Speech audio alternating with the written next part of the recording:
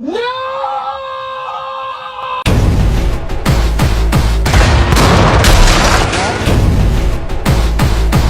this? The U.S. Park Police are Let's start by storming Blackgate!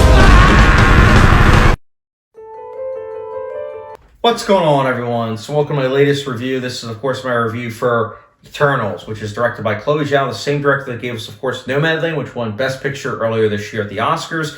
Chloe Zhao was a director that, honestly, after watching Nomadland, I said to myself, as soon as the end credits rolled when I saw it IMAX earlier this year, I said to myself, wow, we're in really good hands with the Eternals, because Nomadland was such a really good movie. It really did a good job, honestly, with delivering these naturalistic performances. And the funny thing is about these performances that a lot of these performances weren't actually by actors. They were non-actors. So you can definitely tell that she is a talented director. In addition to the cinematography was breathtaking. And again, you really felt like you were in the shoes of these characters and that you were a nomad. So I really liked that movie. And again, that naturalistic approach, I was like, that's going to be kind of interesting to see in a Marvel movie. And then the trailers came out, and I was like, okay, this looks definitely more interesting than, like, you know, Shang-Chi, Spider-Man 3, which I know is, like, sacrilegious to say because everyone has a hard-on for Spider-Man 3, at least based on the trailers. And then, of course, Black Widow. I was more excited for Eternals because, again, it just seemed like it was going to be a bit different. It wasn't going to be, like, cookie-cutter formula-based. Also, add in a diverse cast and cast members coming over from Game of Thrones into this world.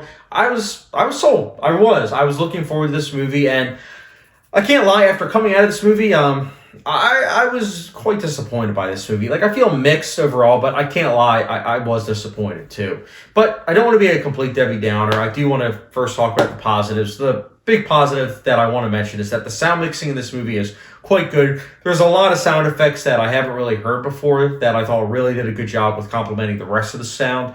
In addition to also the score is definitely passable. It's definitely one of the better scores in the MCU for sure.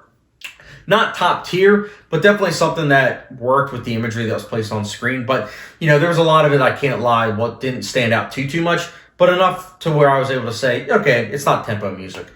In addition to that, I also liked the acting. I think that the acting is really good here, and I really liked the cast. Again, not only because it's diverse, but because every single performance, you can definitely tell that they were bringing their A game, and it shows. I really liked that. Production design is also something that's pretty good, especially with showcasing the history, the past. Thought that was really effective. And then there were some cool things that I thought they did with the technology that I did appreciate.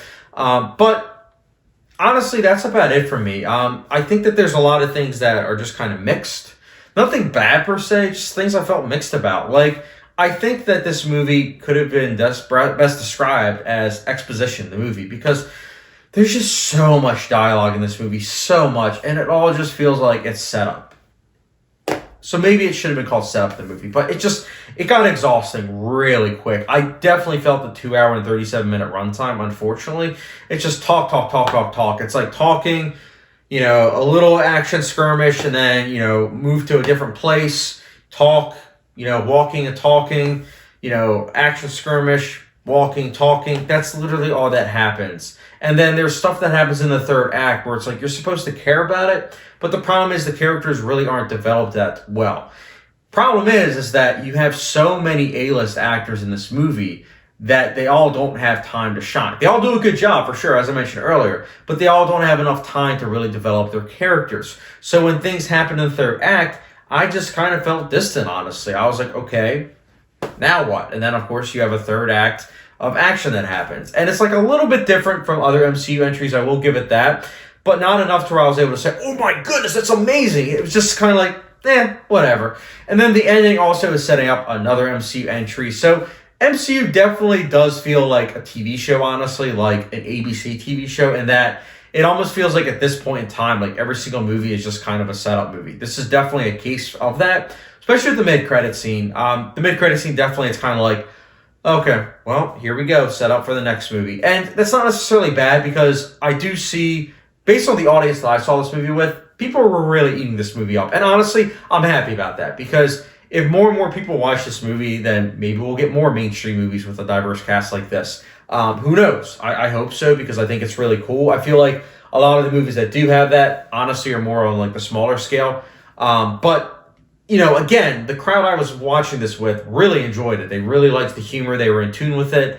And they also really appreciate the action. For me, again, the action I didn't find to be that interesting when it did crop up. In addition to that, the humor honestly, it turned into white noise. I just did not really hear it. I was like, whenever they would try to tell a joke, I was like, okay, so let's get to the next scene. And then it would get to the next scene. I was like, okay. So it just, at this point with MCU humor, it just doesn't really work for me. Every now and then there'll be a joke where I'm like, oh, it's actually kind of clever. But for the most part, it's trying way too hard. And that's just it. The script here, I just wasn't a big fan of. I just didn't think that the dialogue had enough pathos and just really, really could have emphasized more visual storytelling, especially given the director, especially.